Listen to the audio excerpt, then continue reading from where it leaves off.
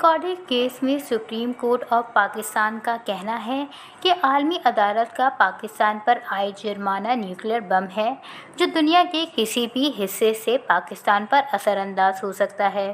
Supreme court میں recorded صدارتی reference کی سماعت ہوئی۔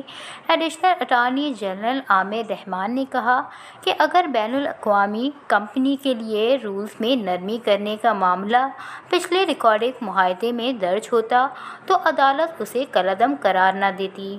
چیف جسٹس نے پوچھا، کیا بلوچستان حکومت نے ہی بین الاقوامی سرمایہ کاروں کے لیے کان کنی کے رولز میں نرمی کی تھی؟ ایڈیشنل اٹارنی جنرل نے جواب دیا کہ بلوچستان حکومت نے پچھلے معاہدے کے لیے رولز میں نرمی کی۔ چیف جسٹس پاکستان نے کہا، ایک مشاورتی باڈی بنانی چاہیے جو معاہدے کے تمام معاملات کی نگرانی کرے۔ ریکارڈڈ منصوبے میں 1 ارب کی سرمایہ کاری وفاق کر رہی ہے اور اختیارات بلوچستان حکومت کے سپرد کر دیے گئے ہیں۔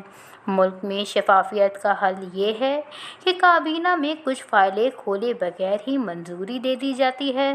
10 ارب کا جرمانہ کسی صوبائی ادارے کا معاملہ نہیں، ملک کے خلاف ہے۔